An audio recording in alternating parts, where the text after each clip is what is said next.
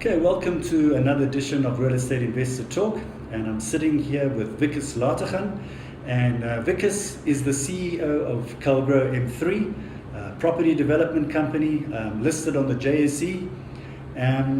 Wikus, welcome, and tell us a little bit about the history of Calgro M3. Where did it all start?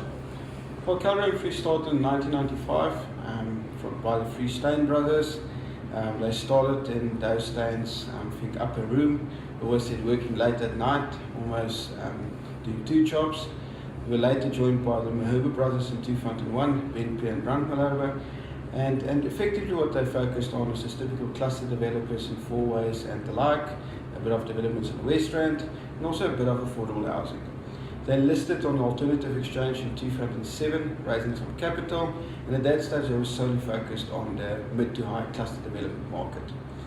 In 2008, through the recession, we were forced to restructure the business model, and we went to sit back and say, what should we do? And we decided at the bottom end of the market, and not specifically affordable houses, but affordable houses, a gap market, fully subsidised. That's a market where we believe the sustainable need is Africa. If you look at short statistics, we reckon the market in that is 4 million plus housing backlog in South Africa. So that's how it all started. Today we're the biggest integrated developer in South Africa. We focus on bringing community or people from different backgrounds, different communities together. We do fully subsidised FLISP and units, gap housing, social housing, rental housing and affordable housing. Together in one, we effectively build new suburbs. If you look at Fleurhof, which is my back, there's roughly 10,500 units in the current Fleurhof project as we know it. So just tell us, when did it actually switch over? So it's 2008, you were doing a little bit of, which was the first affordable housing development that you started with? So the first integrated development was Pennyville. We started with that towards the end of 2008. Pennyville is in Maritzburg. We get off the Maritzburg off-ramp. So yes. Integrated housing only work in primarily located land. You can't go and do that out in the outskirts. That's also why we focus on the metros. Right. So yeah, that's where it started. And then after that, where did it go? Because you took quite a switch from, as you say, from mid to it took us about 3 years to restructure the business. We still do a bit of work, I must say, in the mid to high end of the market, but that's minimum. I don't think it's 1 or 2% of our revenue. Yeah. That's effectively trading out the stock that was on listing. Okay. So we started in Pennyville in 2009, challenging times, having a lot of school fees. Mm-hmm. Our contractor at the time, we didn't have an in-house big enough construction division. Our contractor was a company by the name of CK. They went under. We had to build construction capacity quickly. Then we moved on to Fleurhof. Then we moved on. We started a project down in Cape Town called Scottsdene. We today have the South Hills project, which is South Wimmerpan of Joburg. We're doing some developments in Midrand. So now it's almost throughout the country. We don't have a footprint yet in KZN Northwest, and that's most probably the next places we'll move to. So obviously you've identified a massive demand in that, obviously, that entry level market. Tell us a little bit about the thinking behind that whole sort of entry level. I think it's all about making a difference in people's lives. I specifically believe that if you want to be in business, you have to make a difference. If you use the example of fuel companies, if you're just another fuel company which people can put in fuel across the road, then you lost your currentness, you lost your feasibility to be in the market.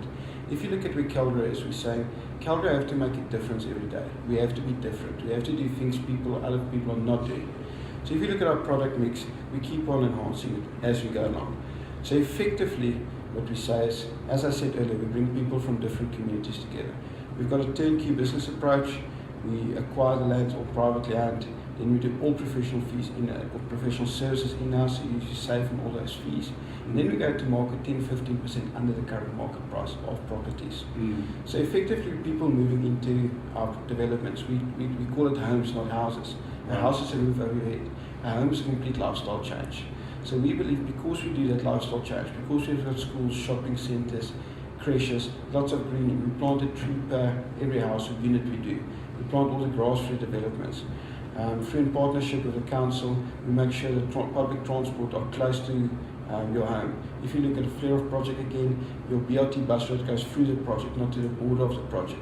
If you look at our Ballard project in Cape Town, 20 minutes uninterrupted by train into city centre, on the bus route as well. So it's all about making a difference. bringing people closer to job opportunities, gives them more time at home, uplift their weekends by parks for the kids to go and play in, schools in the area, shopping centres and the like. So it's all a very much upliftment model. But of course, we're a public listed entity, as you started off. Yes. Our goal is to make money, but we're not trying to make 40-50% gross margins. We're saying between a 20 to 30% margin. We believe if you build a sustainable product, we've got a big enough investment case for investors to invest in Calgro, and that's driving the growth. When did the listing? Were you listed right from the outset? So we listed in 2007 on Alternative Exchange, and we migrated to the main board in 2012. Okay, we were talking a little bit earlier about the culture of the business in terms of you've spoken about 2 sets of directors, and I think you are fairly new in the company. Just tell us a little bit, when did you come into the company, your background in terms of, because I think you were talking about rejuvenation, new ideas and that kind of stuff coming in. Yeah, just to clarify, I don't think there's 2 sets. I think the founding members have always been quite creative. That's why they're in property and in this business. Right. But all quantity surveying background. Okay. I joined in 2008. Well, unofficially, I joined just before the listing. I done the first integrated report. I was the IFRS specialist at the time. Don't think I know much by now anymore, but effectively I joined as consultant. 1st of August 2008, I joined as financial director. Appointed 2015 as managing director, and 1st of March this year as CEO. So I think it's a creative team, difficult team to manage. If you look at the executive level, we're 6 or 7 very diversified individuals, different backgrounds, different expertise set, different conservative levels, which is very important in this business. You need the blue sky people that absolutely thinks of driving this business forward, but you always need a sense of reason to say, guys, have you thought of the following options? You need technical experts. So very diverse team, and I think that's always been a strength of the team. It's also very nice, it's very informal structure. Right. I don't think there's a hierarchy. There's definitely no titles in-house in Calgro. It's a flat structure. Even if our middle management structure, say, guys, anyone can come with ideas. Anyone can see how we can enhance a product offering. From a management level, we work on the same level. Everyone like to get their hands dirty where it's required at a certain time. As I said, it makes it difficult from a management level to manage the team, but it's a very like a diverse structure. Okay, so what can we expect new from a product perspective going forward, or is it more of the same? I think from a product perspective, in affordable housing, there's very limited you can do. It's definitely more of the same, but with a difference. But I think it's been like that the last few years. We're always trying to improve. If you look at what we've done the last year, we went to a very modern type of bathroom, even in our most affordable units. We've done a granite upgrade on all kitchens, even in a unit that cost just over 300,000 rand. In Cape Town, we're now launching units under 300,000 rand of granite top kitchens. As I said, it's all about the upliftment. Going forward, there's a lot of green focus. We launched a new property portfolio with SA Corporate. Very nice team to work with, again, very diverse team, very entrepreneurial team. And what we said is, how can we make a difference in the rental market, in the affordable housing space? So there we're going to get everything as green as possible. There's lots of studies done to say, why do people move out of rental accommodation? And one of the interesting factors is electricity prices. They can budget for the rental, but they cannot afford high electricity prices. So in all our units, we try to use green power for both cooking and water heating, lots of isolation, lots of security upgrades coming to units to say, can't we put in individual alarms in all of these units? People have this perception of everyone wants a big house and a big stand. The reality is a single mom wants a 3rd story unit. Her parents can stay on the bottom story, look after the kids during the day while she seeks job opportunities. We're going into the Memorial Park space, much bigger, much more national footprint. That's also a very cultural driven business. There's a great need to restore dignity in the burial space, and that's what we're trying to roll out there. The property portfolio, the residential, we set ourselves a target within the public domain of 15 billion rand within 5 years. So very much coming from 0 to 15 billion, lots of work to be done. So I think lots of the same, but with a difference. We'll always see how we can add value-added services as well. Okay. So we're talking to investors out there, and a lot of them will be intrigued, well, how can I invest in Calgro? What are the opportunities to invest and where they are? So firstly, the Calgro share price. I think the Calgro share price went from 2009, 26 cents to roughly 18, 19 rand today, peaked at 22 rand, but the last 6-7 months economic condition didn't do us any favors as well. I think individual units, so where do we sell units? We sell units to government, to the individuals, to socializing companies, rental companies, investors.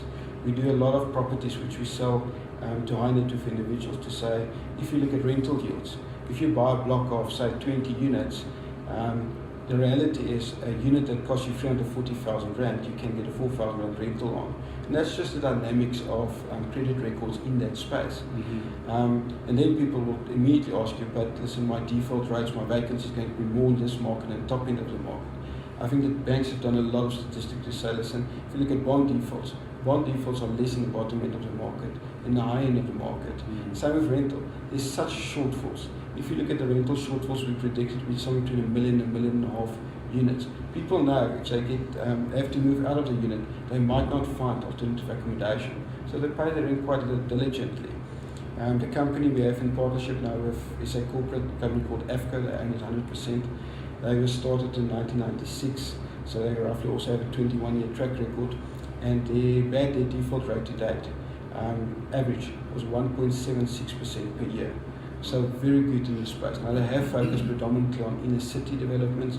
We're now going slightly out of the inner city, but still focused on the metros. So we believe very, very good yield you can get on that by acquiring rental stock. Clearly the banks have identified the first-time home buyers market as definitely a big market which they're going to focus on, and you've actually confirmed that in terms of the low defaults in this particular market sector. That bodes well for finance at that level, and also FLISP, getting mortgage aid. Is that something which is to the benefit of the business? Yeah, most definitely. Well, our whole business model is around it. It's built around that. Yeah. So if you look at, we're property developers by nature. Everything we do will have a property development theme to it. Yeah. But if you look at comparing that to the mid-tier of the market is currently very strong. We looked at developments in that market. But if you look from a sustainability level, I quoted shortfall statistics earlier. If you take South Africa, roughly have 54 million people. 3.3, the new national average, always been slightly higher, but the new national average according to statistics South Africa is 3.3 people per household. That brings you to a need of 16 million houses in Africa. We only, the last year's statistics was 6.27 million houses in South Africa. There's a need of 10 million houses. Let's say there's top end, high end, there's people that never qualify. You at least need 4 million in this space. If you take after fully subsidised, which the Minister Lewis Sisulu quotes as 2 million, 2.1 million, there's close on 2 million affordable houses needed. Currently in South Africa, if you look at NHBRC statistics, we're only building 37 to 40,000 houses per year. So we're not making a dent in that shortfall. Again, also the top end of the market, people's got choices. In this end of the market, although we try to uplift them and put something special in the market, it's such a need. Housing is not a luxury. Yeah. People need a roof over their head. Yeah. And that's why we see the need in this market. We will effectively play across property, residential property sectors, and continue to develop. We'll go where the market is, but we see a very sustainable market in this. As well for investors, as I said, rental yields astonishing in this market. Okay, Wikus, so parting shots, the company seems to be going in the right direction. Okay, so, and I think you probably attracted a lot of interest. There's a lot of good reason to get into the company there. Give us your parting shots on how you'd ideally like to see that panning out. Ideally planning out is always a realistic term. I think if Calgro can continue to make a difference, one, I already said, you have to remain current. Yes. You have to do something new. You have to remain different. I believe this is a market which is almost unlimited. There's more legs in this market than, or too little legs in this market. If you look at the shortfall, if we can continue to build 5, 6, build it up to 10, even 15,000 houses a year, we won't make a dent in the shortfall still. I think it makes the company very sustainable. I think rental yields are now starting to retain some of our own stock in partnership with a corporate which will manage the rentals. I believe we can build a rental pot. There's a need of, I already said, between 1 million and 1.5 million. There's no reason we cannot build this to 50, 60, even 100,000 units in that rental pot. At 4,000 rand a month, that's quite an astonishing yield you'll get from that. It is more, just in closure, it is more expensive. Investors have to remember, If you invest in a shopping centre, you might have 10 tenants. If you invest in, say, 2,000-3,000 units that cost very similar to a shopping centre, you've got 3,000 tenants. You have to manage each of those 3,000 tenants. You have to look after them, you have to recoup rental and all of it. But there's good systems out there. It was developed. So I believe in total, very good investment market. Calgro is now very well diversified. We play both sides of the economic cycle and interest rate cycle. Why do I say that? Effectively, if the economy is stable or interest rates are stable, you'll sell a lot of houses. If it's strengthening, the environment is strengthening because of the shortfall, and also if interest rates go down, you'll sell even more houses. On the other side of the coin, we are in stringent economic times. We are in times when there's lots of uncertainty, specifically South Africa. And then you say, but people still need a place to stay. Although they might have to have the confidence or financial means to buy a house at that stage, they'll rent. So we've got a very nice economic split there. And then we added the memorial parks. Memorial parks effectively give you that culture element, which no one can take away. So from that perspective, I believe Calgro as such, and even our products are good investments. Awesome. Thank you. Wikus, thank you very much for the opportunity. Appreciate your time.